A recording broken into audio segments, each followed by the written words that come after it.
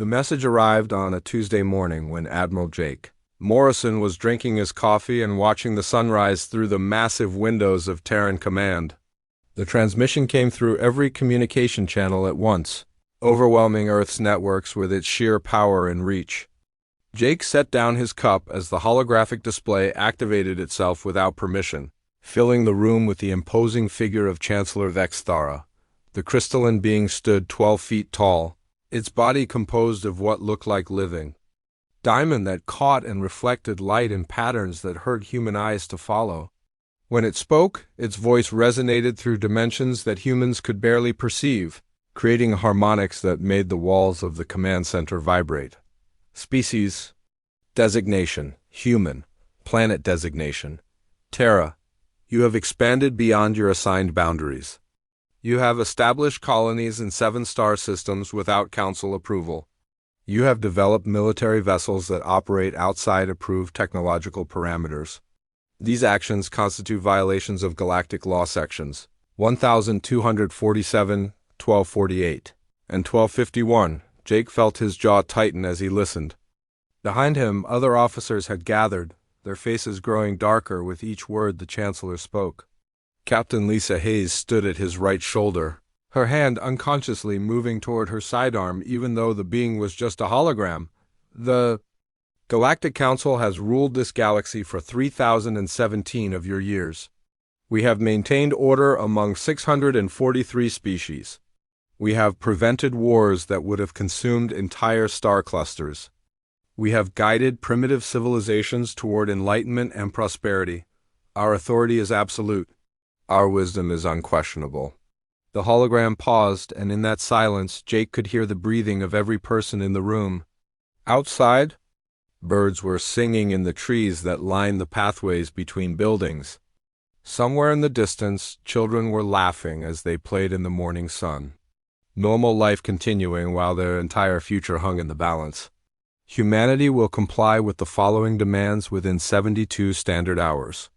First, all human military vessels will be recalled to Earth orbit and decommissioned. Second, all human colonies beyond the Sol system will be abandoned, and their populations returned to Earth. Third, all human spacefaring technology will be surrendered to Council custody for evaluation and disposal. Fourth, humanity will accept permanent quarantine within the Sol system under Council supervision. Jake's coffee cup shattered against the floor, though he didn't remember dropping it. The sound echoed through the room like a gunshot, but nobody moved to clean up the pieces. Failure to comply with these demands will result in the complete sterilization of all human presence in this galaxy. Our fleet of 1,012 vessels is already positioned at the edge of your system. Each vessel carries sufficient firepower to render a planet uninhabitable. We have employed such measures against 7 previous species who chose defiance over wisdom. The hologram flickered and began to fade, but the Chancellor's final words rang clear. Choose carefully, humans. Evolution favors those who recognize their place in the natural order. The transmission ended, leaving the command center in absolute silence. Jake stared at the empty space where the hologram had been, his mind racing through possibilities and scenarios. 72 hours to surrender everything humanity had built among the stars. 72 hours to accept permanent imprisonment on the world of their birth. Sir, Lisa said quietly, our long-range sensors confirm the presence of a massive fleet at the system's edge. Initial counts suggest the Chancellor wasn't exaggerating about their numbers. Jake nodded slowly, then turned to face the room full of officers who were looking to him for leadership. These were men and women who had dedicated their lives to humanity's expansion into the galaxy. They had overseen the construction of colonies on distant worlds, the development of technologies that had seemed impossible just decades ago, the training of crews who now called the void between stars their home. Options? He asked Commander. Roy Turner stepped forward. We could comply. Bring everyone home, except the quarantine. Live peacefully within the Sol system. For how long? Captain Helen Davis asked. What happens when they decide we're still too dangerous?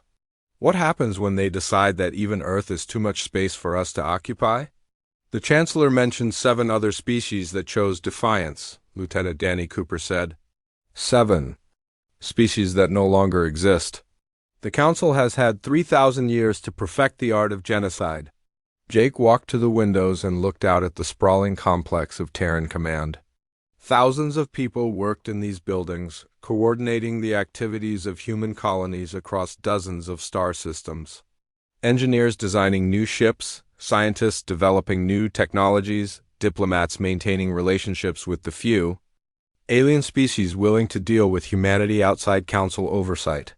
"Tell me about those colonies," he said without turning around. "New Austin has 4 million people," Lisa replied. "New Boston has 6 million. The mining colonies in the Kepler system support another 2 million. The research stations, the manufacturing facilities, the agricultural worlds. We're talking about 23 million human beings living among the stars. 23 million people who left Earth because they believed in something bigger than themselves," Jake said. 23 million people who chose the unknown over the familiar because they wanted their children to have more than they did. He turned back to face the room. "The Council calls it defiance. I call it being human." "Sir," Commander Turner said carefully, "if we fight, we lose. Their technology is thousands of years ahead of ours. Their numbers are overwhelming. The best we could hope for is to make them pay a price for our destruction." Jake smiled, and there was something in that expression that made several officers take an involuntary step backward. "Roy, what do you know about human history?" "Sir?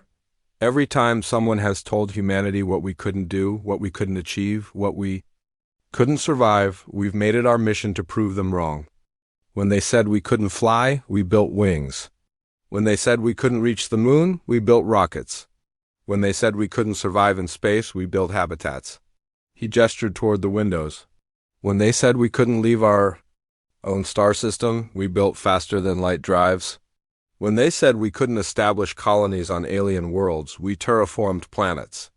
When they said we couldn't develop technologies to rival the great galactic civilizations, we did it anyway." The room was absolutely quiet now, every person hanging on his words. "The Council thinks they know what humanity is capable of. They think they've seen our limits. They think they understand what we'll do when cornered."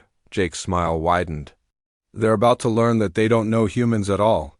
He turned to his communications officer. "Danny, open a channel to all Terran fleet commanders. Priority Alpha, authorization Morrison 77 Charlie. Channel open, sir." "Ladies and gentlemen," Jake said, his voice carrying to every human ship in the galaxy, "we've just received an ultimatum from the Galactic Council. They want us to surrender everything we've built, everything we've achieved, everything we've dreamed of among the stars. They've given us 72 hours to comply." He paused, letting that sink in. "I have a different proposal. Let's show them what happens when you threaten Earth's children." The human response came exactly 47 minutes after Admiral Morrison's broadcast ended. President Amanda Clark stood in the Oval Office, surrounded by cameras that would transmit her words to every corner of human space and beyond. She had changed from her usual business suit into a simple blue dress that reminded people of the Earth sky, and her voice carried the calm certainty of someone who had already made peace with whatever consequences would follow. "Citizens of Earth and all human colonies among the stars, I speak to you today not as your president, but as a fellow human being who refuses to bow to tyranny regardless of its source. The Galactic Council has demanded our surrender, our retreat, and our permanent imprisonment within our home system. They have threatened us with extinction if we do not comply." She paused, looking directly into the camera. "Our answer is no." The broadcast reached every human settlement simultaneously, but it also transmitted on frequencies that alien species across the galaxy could receive. On worlds throughout Council space, beings who had never seen a human before watched this small bipedal creature declare war on the most powerful force in the known universe.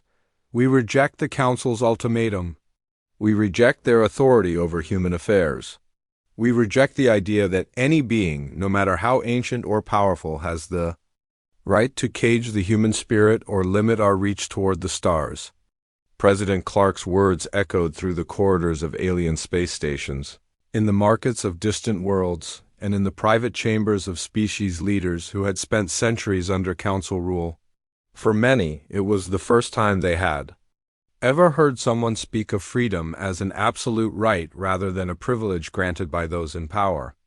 To our fellow sentient beings throughout the galaxy who may be listening, know that humanity fights not just for ourselves, but for the principle that all thinking creatures deserve the right to determine their own destiny among the stars.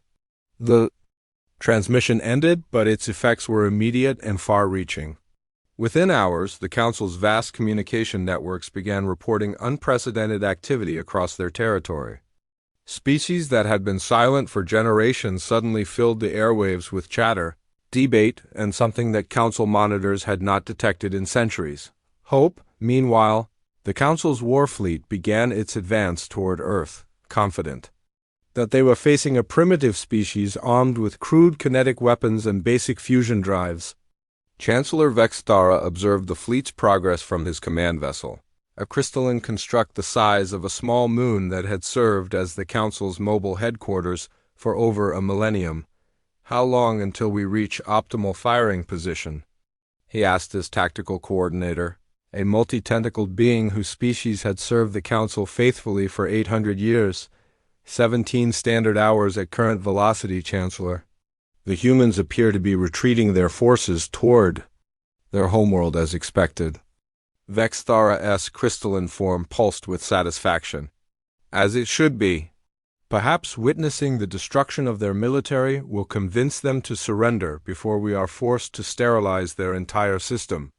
But something was happening that the Council's sensors could not detect. Human ships were not retreating toward Earth as the tactical reports suggested. Instead, they were disappearing entirely from normal spacetime, phasing into dimensions that Council technology could not monitor or follow. Captain Steve Parker watched from the bridge of his stealth frigate as Council supply convoys passed nearby, completely unaware of his presence. His ship existed in a quantum state that made it invisible to conventional sensors, a technology that humanity had developed by approaching physics from an entirely different angle than any other known species. "Ghost Team Leader to all units," he whispered into his communication device. "Package delivery begins in 30 seconds. Remember, we want chaos, not casualties. Hit their supplies, their communications, their navigation systems. Leave their life support alone." Across Council space, human ships began materializing from quantum space near vital infrastructure. They moved like ghosts, striking without warning, and vanishing before retaliation was possible. Council supply depots found their inventories mysteriously vanishing. Communication relays went silent without any apparent cause. Navigation beacons began broadcasting false coordinates that sent Council ships wandering through empty space. Commander Nina Brooks piloted her fighter through what Council physics said should be impossible maneuvers, folding space around her ship to emerge behind enemy formations. Her squadron hit 3 different Council patrol groups in the span of an hour, each time appearing from directions that sensors said contained only empty void. "Falcon Leader to command," she reported after her 3rd successful strike. "Council forces in Sector 12 are flying blind. Their communication grid is down and their ships are scattered across 6 different star systems trying to regroup." The Council's response was swift and predictable. Chancellor Vexthara issued orders for all remaining forces to converge on Earth, immediately abandoning any pretense of tactical subtlety in favor of overwhelming firepower. If the humans wanted to play games with advanced technology, the Council would simply destroy everything in the Sol system and sort out the details later. But as the massive Council armada accelerated toward Earth, something unprecedented began happening throughout their territory. Species that had been subjugated for centuries started receiving mysterious transmissions from human agents who had somehow infiltrated the most secure regions of Council space on the industrial world of Kepler Prime. Workers who had never heard the word strike suddenly stopped reporting to their factories. On the agricultural planet of Harvest Moon, farmers began hoarding their crops instead of shipping them to Council distribution centers. On the mining asteroid, or Station 7, excavation crews demanded to know why they had never been paid. For their labor, Captain Roy Turner materialized his ship in the middle of a council patrol formation, delivered a devastating barrage of quantum torpedoes, and vanished before the enemy could even target him. His weapons didn't just destroy the council vessels. They caused them to cease existing across multiple probability states simultaneously, leaving behind empty space where moments before there had been mighty warships. "Command, this is Ghost 7, he reported. "Council Reinforcement Fleet Delta is no longer a factor. Recommend advancing Phase 2 operations immediately." Dr. Kevin Walsh monitored the battle from his laboratory beneath New Geneva, watching as weapons and defenses that had taken decades to perfect finally saw combat deployment. The quantum displacement engines allowed human ships to exist in multiple realities at once. The temporal shielding made them immune to weapons that attacked along the time axis. The probability manipulation devices ensured that enemy shots simply missed by altering the fundamental constants of local spacetime.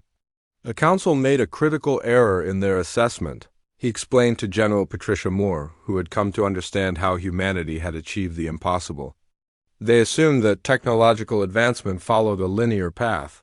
They never considered that a younger species might take a completely different approach to understanding the universe. The revelation that humanity possessed technology beyond even the Council's comprehension sent shockwaves through the galactic community. For 3,000 years, the Council had maintained their authority through the simple assumption that they were the most advanced civilization in the galaxy. Now, facing an enemy that could bend the laws of physics to their will, that assumption lay in ruins. Species across the galaxy began to ask themselves a question that had been forbidden for millennia. If the Council could be wrong about human technology, what else might they be wrong about? The war that was supposed to last hours had already stretched into days, and for the first time in recorded history, the Council's inevitable victory was no longer inevitable. The war that was supposed to end in hours stretched into its second week, and Chancellor Vexthara found himself staring at tactical displays that made no sense according to everything the Council knew about physics and warfare. His crystalline form had dimmed noticeably as stress affected even his ancient constitution, and for the first time in his 3,000-year reign, he was beginning to understand what fear felt like. "Explain to me again how a single human vessel destroyed an entire battle group," he demanded of his chief tactical officer, a being whose species had served the Council for over 2 millennia and whose understanding of military strategy was considered flawless. The human ship appeared to exist in 17 different probability states simultaneously. The officer replied, its voice carrying notes of confusion that would have been impossible just weeks ago. "Our weapons targeted and destroyed 16 of those states, but the 17th state was the real vessel. It then proceeded to age our ships backward through time until they reverted to the raw materials from which they were originally constructed." Vexthara's form pulsed with frustrated energy. "That is impossible. Time manipulation on that scale requires more energy than most stars produce. The mathematics alone should have torn their ship apart." "Yes, Chancellor. That is what our models predict. The humans appear to be using mathematics that we do not understand." Across the galaxy, similar conversations were taking place in Council command centers as their forces encountered weapons and tactics that violated every known law of physics. Human ships phased in and out of normal spacetime as if the barriers between dimensions were merely suggestions. They fired weapons that traveled backward through cause and effect, destroying targets before the triggers were pulled. They deployed shields that existed in the past, protecting them from attacks that had not yet been launched. Captain Helen Davis watched from her command chair as her temporal bombs detonated near a Council cruiser, aging the enemy vessel millions of years in the span of seconds. The mighty warship that had been built to last for millennia crumbled into cosmic dust as eons of entropy caught up with it all at once. "Target destroyed, Captain," her weapons officer reported. "Enemy formation is breaking apart. They appear to be retreating to minimum safe distance." "Negative," Helen replied. "Follow them." We need to make sure this battle group can never threaten human colonies again. The Council's retreat was something that had not happened in recorded galactic history. For 3,000 years, their fleets had been instruments of absolute dominance, sweeping aside any resistance with casual efficiency. Now they found themselves running from an enemy that seemed to rewrite the rules of reality with each engagement. Dr. Kevin Walsh stood in his laboratory watching real-time battle reports, feeling a mixture of pride and horror at seeing his life's work deployed in combat. The quantum field generators that allowed human ships to exist in multiple realities had taken him 20 years to perfect. The temporal displacement weapons had required an entirely new understanding of causality. The probability manipulation devices that made enemy attacks simply fail to occur had nearly driven him insane during their development. "We approach physics differently than any other species," he explained to the gathered representatives from human colonies who had come to understand how their defenders were achieving the impossible. The Council and most galactic civilizations develop technology by building upon established principles, advancing step by step along predetermined paths. Humanity threw out those principles and started from scratch. Admiral Ben Richards studied the tactical displays showing human forces advancing deeper into Council territory, their quantum phase ships moving through space in ways that enemy sensors could not track or predict. Each engagement resulted in complete victory for human forces, not through superior numbers or firepower, but through the fundamental impossibility of fighting an enemy that existed outside normal spacetime. "Our ships can attack from any point in local spacetime," he explained to the Council of Admirals during their emergency strategy session. "Past, present, future, parallel dimensions, probability states that exist only in mathematical theory. The Council's weapons are designed to fight enemies that obey the same physical laws they do." Commander Alex Thompson materialized his infiltration team inside a Council command bunker on the heavily fortified world of Nexus Prime, passing through walls and energy barriers as if they were empty air. The quantum phase suits that made his soldiers effectively incorporeal were based on the same technology that protected human starships, allowing them to exist partially outside normal reality. "Objective secured," he reported as his team systematically disabled the planetary defense network from the inside. "Council forces are blind across the entire Nexus system. Recommend advancing the main fleet immediately." The psychological impact of human victories was spreading throughout Council territory faster than any military advance. Species that had accepted Council dominance as a natural law began questioning everything they had been taught about power, technology, and the natural order of the galaxy. If humans could develop weapons that made the Council's mighty fleets look primitive, what else might be possible? Captain Lisa Hayes received reports from human agents operating deep in Council space, bringing news that would have seemed impossible just months ago. The Zentari Collective had declared independence from Council oversight. The Kelvin Republic was demanding representation in galactic governance. The crystalline entities of Sigma Draconis had simply stopped responding to Council communications entirely. "It seems we were not the first species to question Council authority," she reported to Admiral Morrison. "We were just the first with the technology and audacity to do something about it." The Council's response to these rebellions was predictable but ineffective. Fleets dispatched to restore order found themselves facing not just human ships but coalition forces made up of species that had been enemies for centuries, now united by the simple idea that they deserved to govern themselves.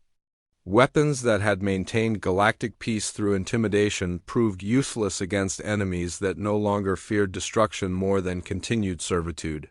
Chancellor Vexthara watched his empire crumble from his command vessel, understanding, for the first time, that the Council's greatest weapon had never been their technology or their fleets.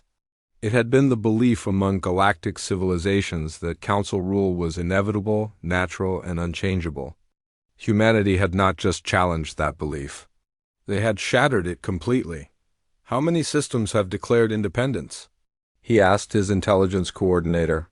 417 at last count, Chancellor. The rate is accelerating. Our projections suggest that within 6 months, we will control fewer worlds than we did when the Council was first established. Vexthara's crystalline form pulsed with something that might have been resignation. And the human advance? Continuing. On all fronts. They have established what they call liberation zones around 17 major Council strongholds. Species within those zones are forming their own governments and military forces. We estimate that human allied forces now outnumber our loyal fleets by a factor of 12 to 1. The ancient chancellor realized that he was witnessing the end of an age that had lasted 3 millennia. The humans had not simply defeated the Council militarily. They had introduced concepts that were spreading through the galaxy like wildfire. Freedom, self-determination, the right to exist without permission from higher authorities. Ideas that, once planted, proved impossible to eradicate. For the first time in his long existence, Vexthara began to consider the possibility that the Council's reign was ending not because they had been conquered, but because they had been proven wrong about the fundamental nature of civilization itself. The revolution that humanity had sparked spread across the galaxy like a wildfire consuming dry wood.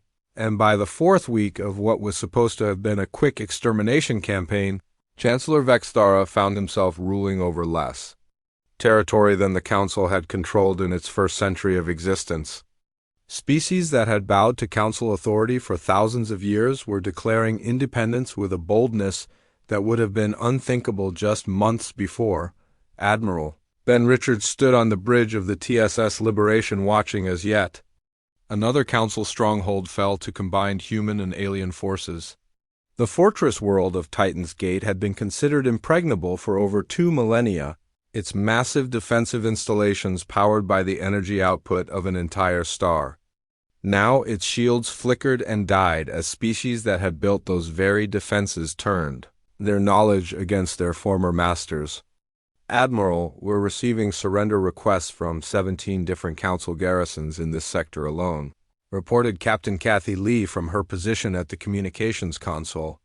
The Vorlon Defense Fleet has offered to join our coalition forces, and the Zarian Mining Guild is requesting protection from Council retaliation.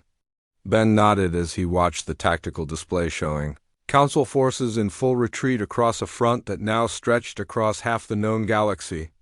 Grant the surrender requests and accept the alliance offers. Make sure they understand that we're not here to replace the Council's rule with our own.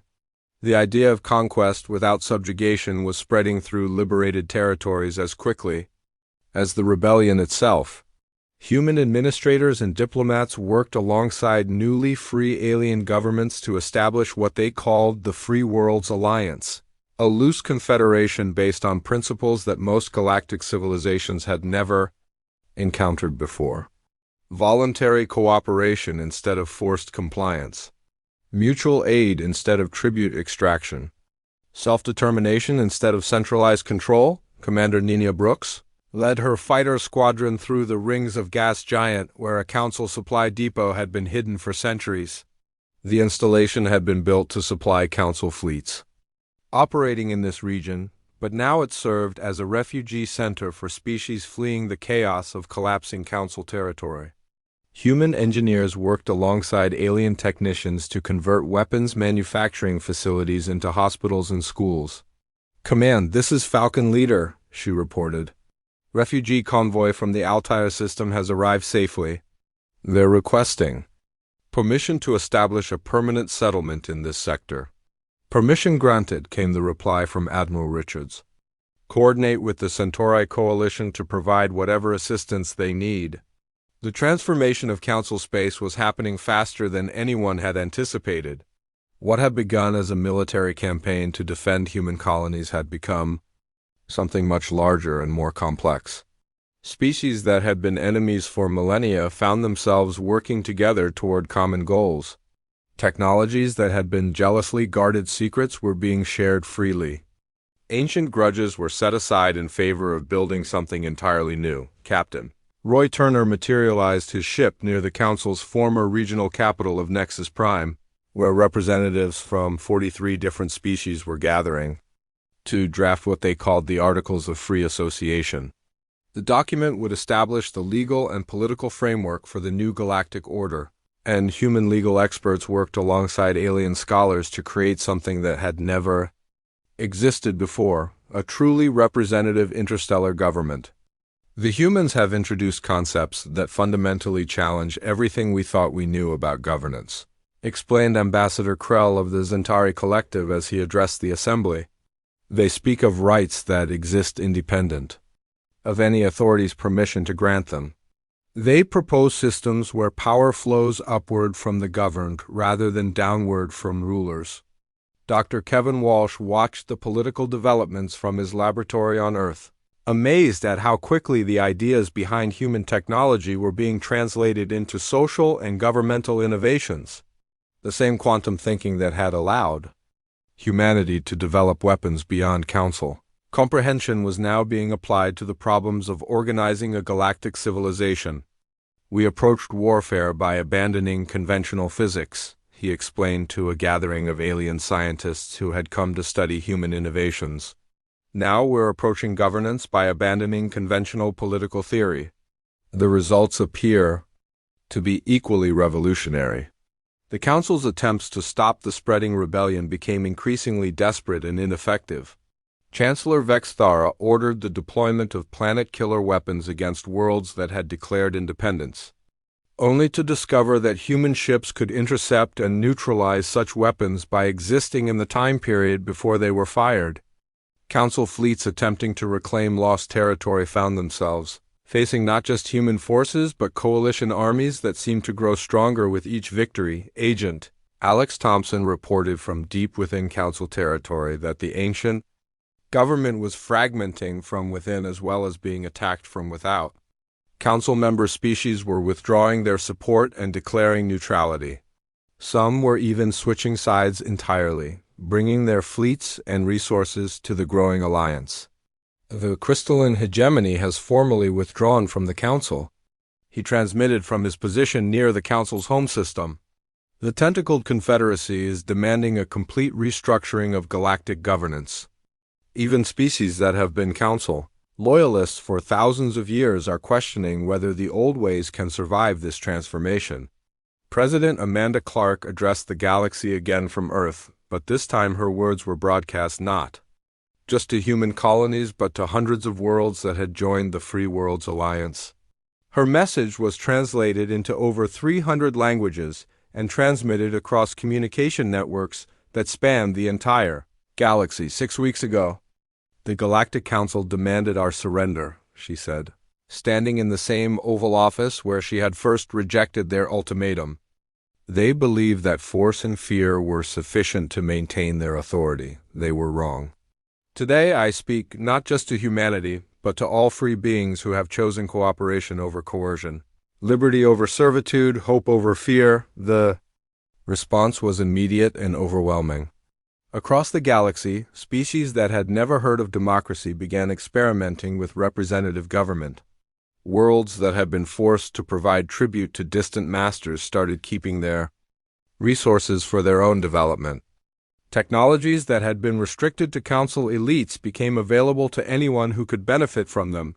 Commander Helen Davis received reports from the front lines that barely resembled military intelligence anymore. Instead of troop movements and battle plans, her communications dealt with refugee resettlement, infrastructure rebuilding, and the establishment of new trade routes between formerly isolated worlds. The war against the Council was transforming into something that looked more like the construction of a new civilization.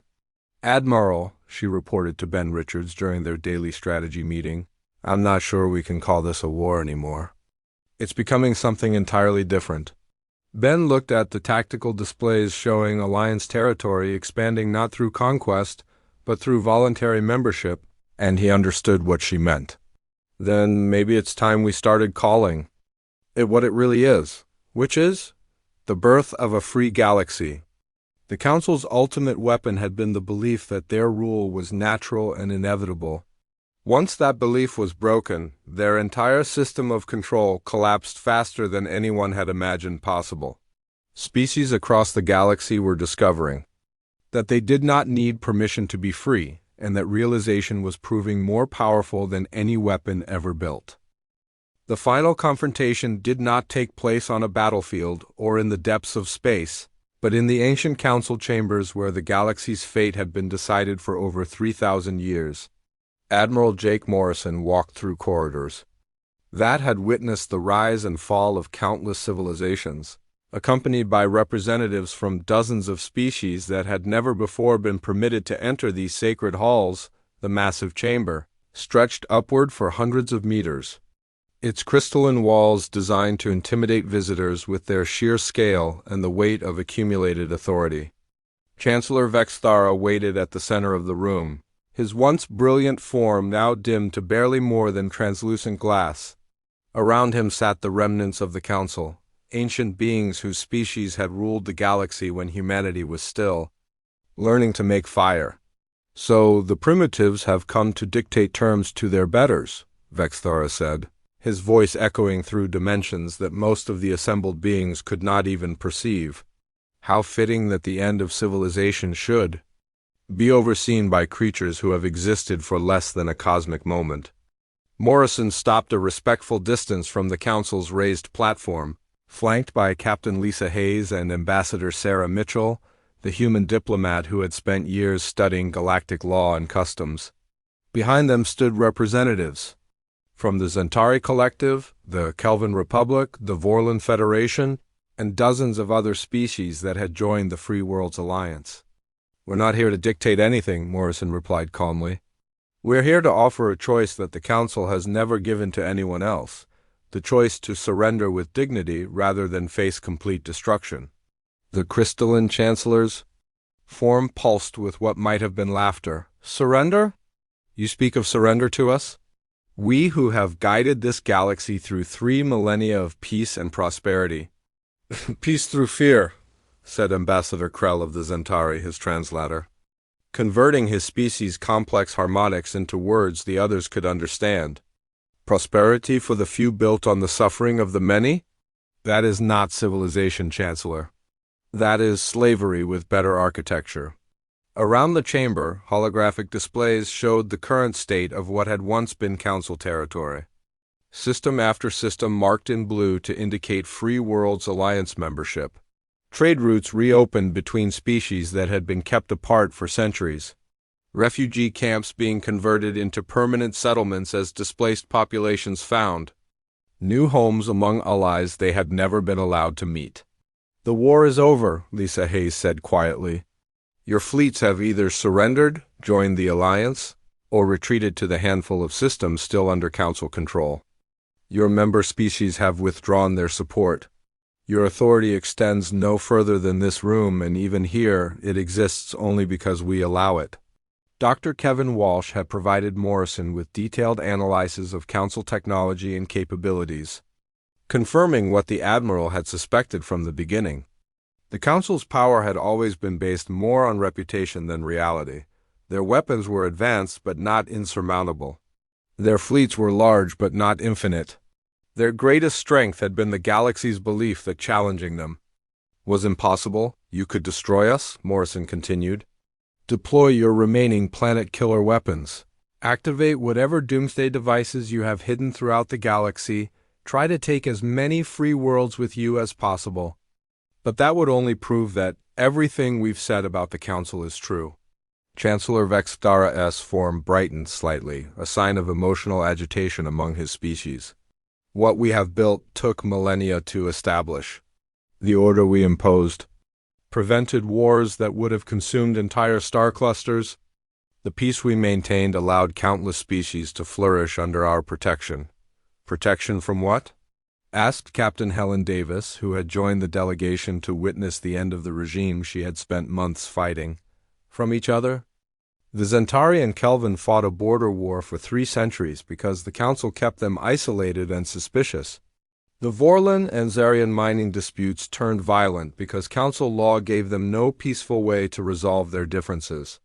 Ambassador Mitchell stepped forward, carrying a device that projected the Articles of Free Association into the air above the assembled delegates. The document glowed with soft blue light as it rotated slowly, displaying text in hundreds of different languages, and symbol systems. The Free Worlds Alliance offers an alternative, she said. Not rule by ancient authority, but governance by consent. Not peace through intimidation, but cooperation through mutual benefit. Not prosperity for the few, but opportunity for all who are willing to work for it. The Chancellor examined the projected document with senses that operated across spectrums humans could not perceive. What he saw there challenged everything his species had believed about the nature of civilization and order. Democratic representation, individual rights, voluntary association, economic freedom. The radical notion that intelligent beings could govern themselves without the guidance of their superiors. What you propose is chaos, he said finally. Remove the structures that maintain order, and you will have war on a scale this galaxy has never seen. Species will consume each other in an orgy of violence and destruction. Morrison smiled, and there was genuine warmth in the expression. Chancellor, with respect, that's exactly what the British Empire said when the American colonies declared independence. It's what every empire has said when its subjects demanded freedom. It's never been true. President Amanda Clark's voice reached the chamber through quantum communication channels that connected every world in Alliance space. She was addressing not just the Council but the entire galaxy, speaking from Earth to beings scattered across millions of star systems. The choice before us is not between order and chaos, her words echoed through the crystalline halls. It is between the order imposed by fear and the order created by free beings working together toward common goals. Between a peace maintained by the threat of annihilation and a peace built on mutual respect and shared prosperity. The Chancellor was silent for a long moment, his ancient mind processing realities that his species had never been forced to confront. Around the chamber, the remaining council members sat in equally profound silence, each wrestling with the collapse of assumptions that had guided their civilizations for millennia. "And if we refuse?" Vextara asked finally.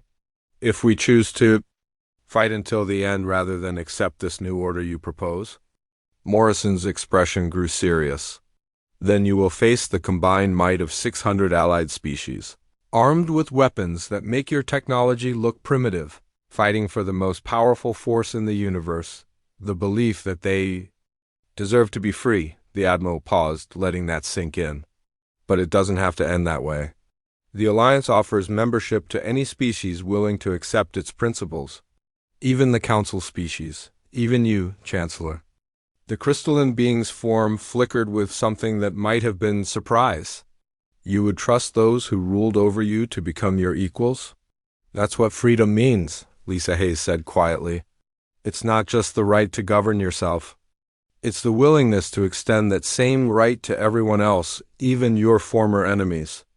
Chancellor Vextara looked around the chamber at beings whose ancestors had knelt before council authority for thousands of years, now standing as equals in the halls of power. The sight should have filled him with rage or despair, but instead, he felt something he had not experienced in centuries: curiosity about what might come next. "Very well," he said, his voice carrying harmonics of resignation and perhaps hope. "The Council formally dissolves its authority over galactic affairs and requests consideration for membership in the Free Worlds Alliance." The chamber erupted in sounds that represented celebration across dozens of different species. But Morrison raised his hand for silence, his expression serious. "Membership requires more than a request, Chancellor. It requires a commitment to the principles of freedom, democracy, and mutual respect. Are you prepared to make that commitment?" Vexthara's crystalline form pulsed once, slowly, as he considered the magnitude of what he was being asked to accept. Then, for the first time in 3,000 years, the supreme ruler of the galaxy bowed to others as equals. "We are prepared to learn." 6 months later, Morrison stood once again on the bridge of the TSS Defiance, but now he looked out at a galaxy transformed beyond recognition. Ships from hundreds of different species traveled freely between star systems that had been isolated for millennia. Trade flowed along routes that spanned the entire galaxy. Former enemies worked together on projects that benefited entire sectors. The Free Worlds Alliance had established its capital on New Geneva, a planet specifically chosen because it belonged to no single species but had been terraformed through the cooperative efforts of dozens of different civilizations.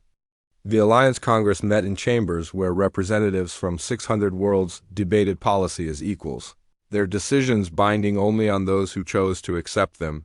You know what the real victory was? Morrison asked Lisa Hayes as they watched a convoy of refugee ships being escorted to safety by vessels from 12 different species. Sir?